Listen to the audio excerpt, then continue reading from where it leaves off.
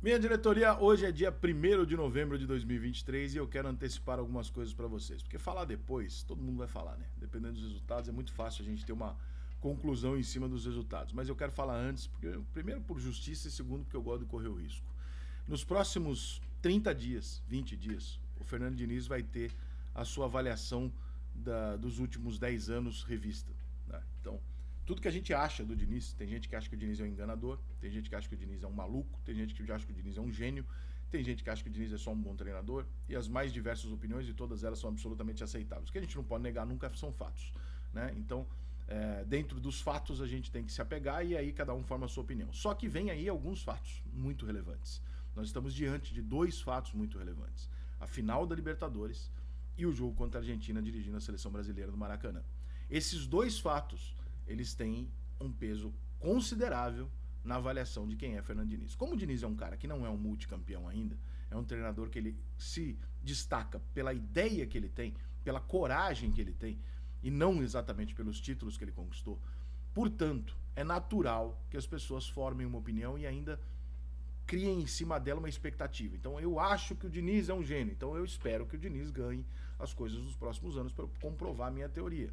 Pode ser que você se lembre do Tele Santana, por exemplo, que passou uma vida inteira sendo chamado de pé frio, burro, etc, até chegar no São Paulo e ganhar as coisas já no final da carreira dele.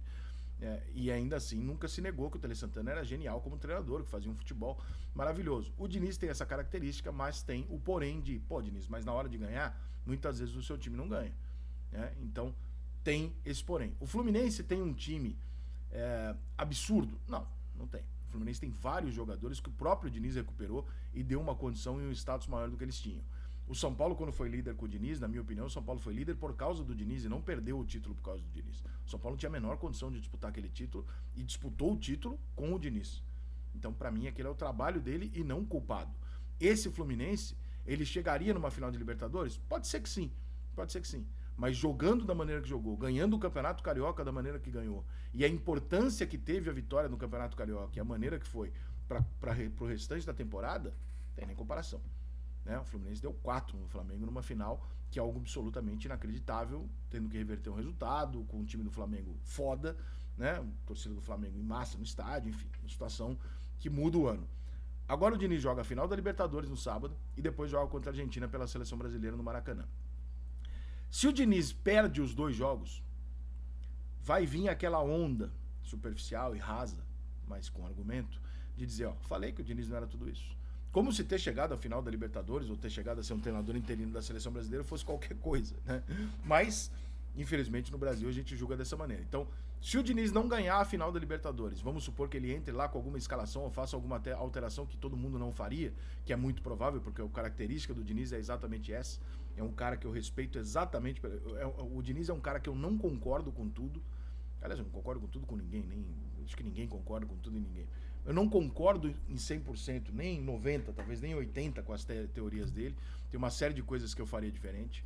Mas eu respeito absurdamente qualquer pessoa que tenha uma ideia, coloca aquela ideia honesta em prática e com todas as críticas ele fala, eu acredito nisso, eu vou continuar fazendo isso. Eu acho muito foda isso, porque hoje a gente vive numa sociedade onde as pessoas morrem de medo sequer de dar uma opinião, quanto mais bancar a sua opinião. Então, obviamente, eu tenho uma admiração fodida por esse cara, que com tanta porrada que já levou, continua. Eu acredito nisso aqui, eu vou aqui, ó. E ele tem um dom ainda maior do que esse, que é o de não entrar em conflito, que esse dom eu já não teria. Eu, no lugar dele, já teria mandado imprensa para aquele lugar, criado uns 10 inimigos, caralho. Ele vai na dele, não responde, vai fazendo. Então, assim, o Diniz ele tem uma coragem, uma responsabilidade que ele chama para si absurda. Em todos os jogos que ele faz alterações, ousadas ou não, ele chama a responsabilidade para ele. E isso é louvável. Claro que se ele bota um jogador, faz uma alteração, escala o time de maneira diferente contra o Boca e eventualmente não ganha, vai vir o papo de que, não adianta nada se você não ganha. Pô, cara, chegar na final com o Fluminense ali, porra, o Fluminense não é um time constante ali entre os times da Libertadores. O Fluminense chegou uma vez. Entre os 4, o Fluminense chegou aquela vez em 2008. Então, ele tá fazendo algo incomum, né? Como o Renato em 2008 fez também. Então, a gente tem que tratar a história como história, né? Não como interpretação. Isso é uma história. Então tá fazendo algo especial. Levar o Fluminense para a final da Libertadores, na minha avaliação, já torna o ano do Diniz fantástico. Tá? Se perder, perdeu, que merda, mas o ano do Diniz foi muito bom. Dirigiu um Fluminense que foi, em alguns momentos do ano, encantador, conseguiu viradas espetaculares, foi o time que mais correu riscos no Brasil durante os jogos, fazendo alterações, tirando zagueiro, botando atacante e tal, isso aqui. Foi o time que mais errou, às vezes, por bobagem, mas o risco é isso na vida, né, irmão? Ninguém faz um golaço batendo só pênalti. Você fazer golaço tem que bater de fora da área, driblar 3 caras, não tem pênalti, não tem golaço no pênalti. Então, quem vive batendo pênalti não vai fazer um golaço e não vai ser vendido por 100 milhões de euros. Então, se você quiser ser um craque, você vai ter que correr risco na vida. E aí, depois disso, vem na sequência um jogo que mexe com o país. Porque esse jogo com o Fluminense, ele mexe com a torcida do Fluminense com uma avaliação midiática carioca, né? Aquela coisa de, aquele pessoal que não gosta de Diniz vai se aproveitar pra bater nele, né? Paulistas, cariocas, a imprensa carioca que for tricolor vai dar uma porrada no cara e tal. E aí vem o jogo contra a Argentina. Se eventualmente o Diniz assina logo de cara, depois de perdermos uma Copa América no Maracanã, por bobagem, mas perdemos para a Argentina no Maracanã. Perdemos uma Copa do Mundo que vimos a Argentina, nosso rival, ganhar. Se a gente perde uma Libertadores no Maracanã e perde para a Argentina no Maracanã, aí vai pesar. Aí não adianta negar que vai pesar, porque vai pesar. E vai pesar de forma justa e injusta. A forma justa é dizer, porra, caralho, Diniz, a gente sabia que pelo menos um desses 2 jogos a gente ia ganhar, né? Pelo futebol brasileiro, pelo contexto. Perder os 2 jogos vai ser pesado, o Diniz vai acabar pagando esse preço. Eu não acho que ele vai ser demitido do Fluminense ou da seleção por causa disso, mas vai vir nas costas dele uma pressão gigantesca, um novo rótulo. O Diniz de hoje, que é um treinador promissor, que encanta, etc., vai virar o Diniz que não ganha porra nenhuma, que na hora de decidir ele perde, etc., etc., como se não tivesse acontecido o jogo contra o Internacional e tantos outros. Mas a gente sabe que o futebol é assim, se avalia 10 anos pelo jogo de domingo.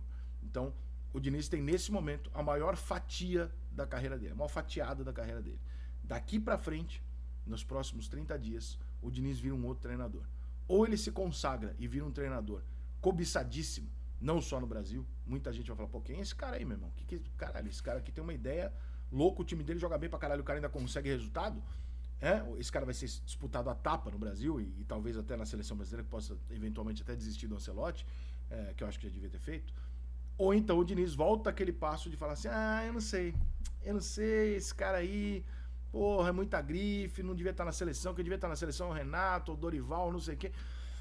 E aí o Diniz volta a conviver com tudo aquilo até que apareça de novo a oportunidade de um grande título que levaria no mínimo 1 ano. E aí, 1 ano de... Então, o Diniz está a 30 dias, a menos de 30 dias de decidir para onde vai a carreira dele nesse momento. Eu dificilmente vou mudar minha opinião. Minha opinião é que o Diniz é um revolucionário, é um cara que tem culhão para fazer algo que ninguém acredita. E mesmo se você errar 10 vezes, Diniz, e você mantiver o que você acredita, sempre fazendo ajustes, a gente está sempre melhorando, mas mesmo se você errar, a minha maior admiração pelo Diniz vai ser se ele mantiver.